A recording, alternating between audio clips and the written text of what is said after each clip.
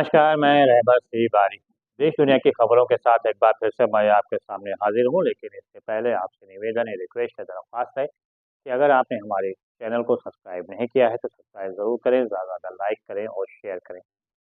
मौजूदा समय में तापमान में गिरावट आ रही है, ठंड बढ़ती जा रही है, लेकिन राजनीतिक सरगर्मी तेज़ तेज़ होती चली जा रही है। मौजूदा समय में जगह-जगह पे दरगाहों में, मंदिरों के मस्जिदों के नीचे मंदिर की तलाश की जा रही है और इसको लेकर जनप्रतिनिधियों में लगा, खास तौर पर प्रतिनिधियों में आरोप प्रत्यारोप भी लगने शुरू हो गए हैं। नतीजा ये है कि सड़क से लेकर सदन सदन तक चारों तरफ इसे लेकर गर्मी का माहौल है।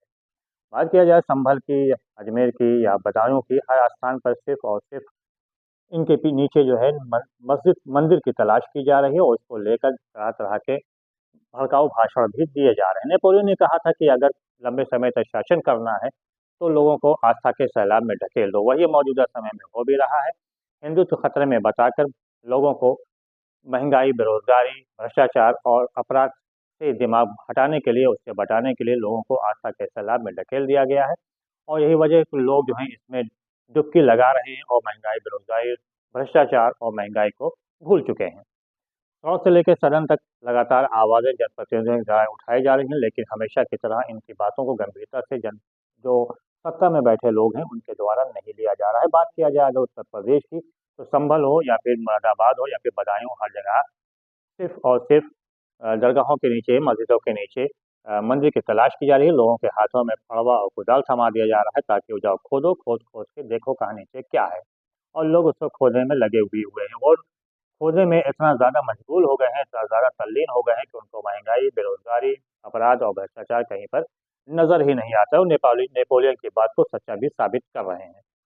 बीते दिनों हुई संभल में हुए घटना सबके सामने हाजिर जग ज़ाहिर है और सभी जानते हैं कि संभल में क्या हुआ, कैसे हुआ, क्यों हुआ।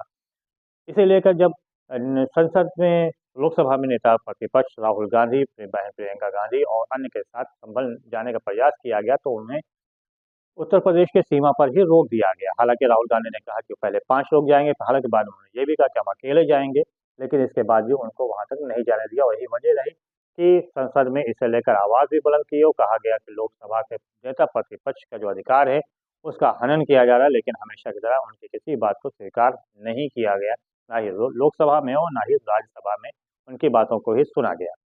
और ना ही लंबे समय से जब से शुरुआत हुआ शीतकालीन जो सत्र है, जब से प्रारंभ हुआ तब से संभल कांड को लेकर और अडानी कांड को लेकर, अडानी के लेकर लगातार चर्चा की बात की जा रही है, लेकिन ना तो लोकसभा में इस पर चर्चा की जा रही है और ना ही राज्यसभा में। इसे लेकर कई बार गतिरोध भी उत्पन्न हुआ और संसद का जो कार्यकाल है उसको ठप भी किया गया।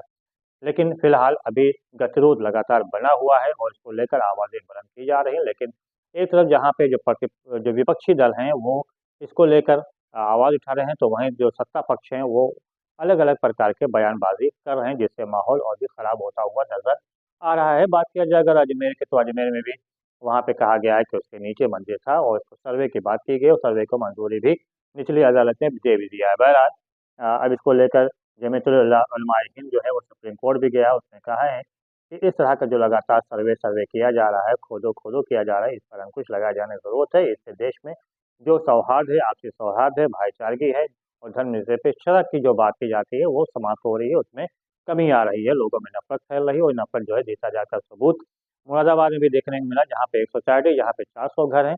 उन 400 घरों में 399 घर ऐसे हैं जो हिंदू हैं और एक घर ऐसा है जिसपे एक डॉक्टर, मुसलमान डॉक्टर है, उसने एक अन्य डॉक्टर बाज़ार से खरीदा है, तब से लेकर वहाँ बवाल है। 399 लोगों में कुछ लोगों ने धरना प्रदर्शन शुरू कर दिया और उन्होंने शासन प्रशासन से भी शिकायत दर्ज कराई है कि उनको यहाँ से हटाया जाए, इससे यहाँ का माहौल बिगड़ सकता है, यहाँ के जो सुरक्षा व्यवस्था है वो बिगड़ सकती है। अब सवाल ये आता है कि 400 में 399 तो आप हो, एक अकेला वो है, इसमें सुरक्षा व्यवस्था पे क्या असर पड़ सकता है? बहरहाल ये तो अपनी-अपनी सोच की बात है। और इस पे कितना प्रशासन या शासन क्या एक्शन लेता है, ये तो आने वाले समय ही बताएगा। बात किया जाए अगर सीरिया में युद्ध तेज़ी के साथ बढ़ रहा है और वहाँ पर जो विद्रोही हैं जिनको जिन्हें अमेरिका हो या इज़राइल हो, उसे आतंकवादी संगठन घोषित किया, लेकिन इसके बाद भी उसका समर्थन किया जा रहा है और वो विद्रोही संगठन जो है लगातार दमिश्क की तरफ आगे बढ़ने के प्रयास कर रहे हैं। हालाँकि उनको सीरियाई सेना और ईरानी जो सैनिक हैं वो उनको रोकने के लिए डटे हुए हैं, उन्हें पीछे भी ढकेल रहे हैं और रूसी जो सेना है वो लगातार बम वर्षा भी उनके ऊपर कर रही है। हालाँकि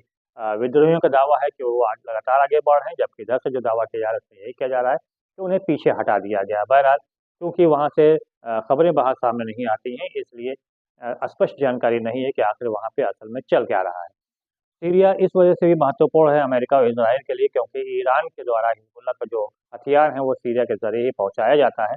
इस वजह से अगर वहाँ सीरिया में विद्रोही कब्ज़ा हो जाता है तो ईरान के द्वारा वहाँ हिज़्बुल्लाह तक जो हथियार है वो नहीं पहुँचाए जा सकेंगे।